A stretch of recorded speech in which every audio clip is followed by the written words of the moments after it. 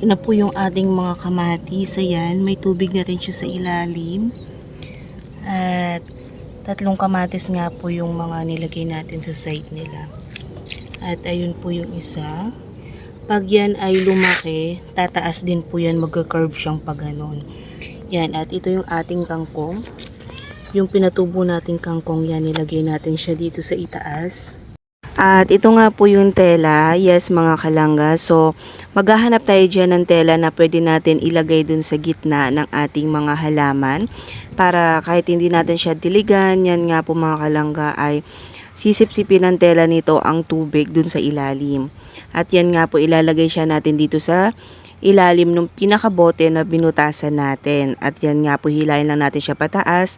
At kapag tayo ay maglalagay ng lupa or yung ating fertilized na tira-tirang mga balat ay hawakan natin siya para ito ay nakagitna, hindi siya magsa-side. Yes mga kalangga, para yung ating mga lupa ay magpapantay yung pagkabasa niya dahil ito ay sisip-sipin yung tubig na dun sa pinakailalim kapag ito ay natapos na. At yan nga po, this is it. Ito na nga pong ating bote na merong tela at maglalagay na tayo dyan ng ating mga lupa at ang ating mga fertilized na ilalagay. Tara!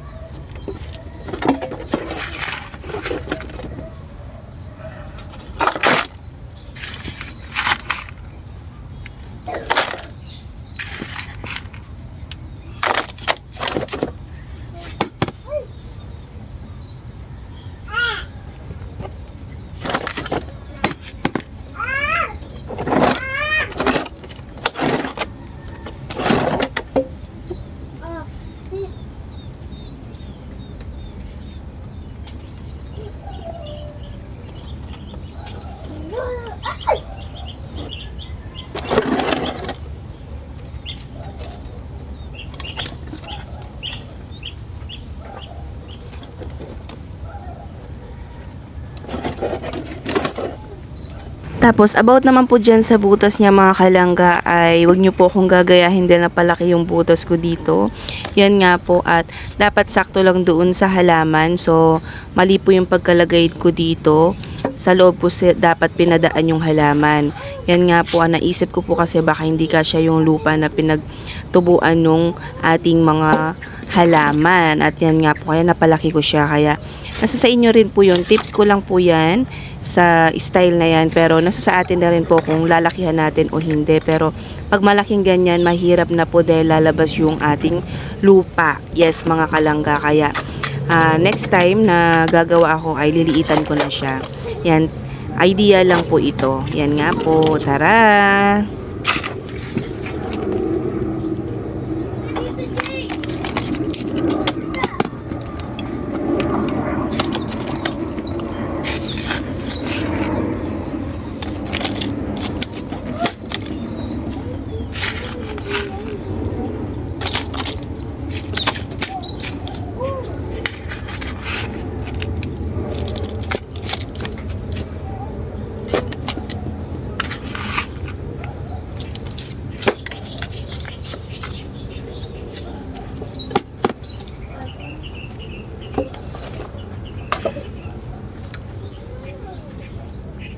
At yan na nga po, natapos na tayo sa paglalagay ng lupa dyan sa ating pinagtaniman ng ating mga kamatis. At dito naman po sa itaas mga kalangga ay maglalagay tayo dyan ng ating kangkong na pinatubo doon sa ibabaw din ng mga kangkong na ginawa ko ng DIY na paso dati. At yan nga po, ito na nga po yung ating mga kangkong. Ito ay nabili ko na rin po sa online.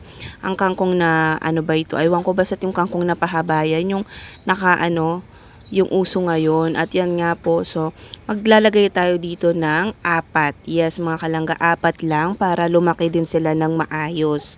At yan nga po, ang style ng paso na ito ay may tubig siya sa ilalim. Yes mga kalangga, para kahit hindi na natin siya araw-araw didiligan or yung palaging basa dahil nga dun sa tela na nilagay natin dun sa butas kanina. Yes mga kalangga, kahit hindi mo na siya didiligan araw-araw, sisilip-silipin mo lang siya kung dry yung lupa niya. Doon natin siya didiligan, pero yung nasa pinakagitna nito ay basa na siya. Dahil nga may tubig yun sa pinakailalim. Pero ano lang po, pang suporta lang dun sa niya, sa halaman sa taas. At double check natin na lagi ito ay basa dahil kangkong nga siya. Ito na po yung ating mga kamatis. Ayan, may tubig na rin siya sa ilalim. At 3 kamatis nga po yung mga nilagay natin sa side nila. At ayun po yung isa. Pag yan ay lumaki, tataas din po yan, magka-curve siyang pag ganon. Yan, at ito yung ating kangkong. Yung pinatubo nating kangkong yan, nilagay natin siya dito sa itaas. Yan, para lumaki sila ng maayos. At marami pa tayong ilalagay sa ibang bote. At ayan na yung ating finished product ng ating pagtatanim. Yan nga po, nakagawa tayo doon sa lupa na kinuha natin, 4, yan. So meron pa akong ilang bote doon. Yan, sa mga gusto pong alamin kung paano ko po ito ginawa, ay panoorin po ang full video ng ating pagtatanim. Yan. Kapag ito ay lumaki, yung ating kamatis, maglalagay na lang po tayo ng kahoy dito para doon po siya, pang niya, para tumayo siya talaga.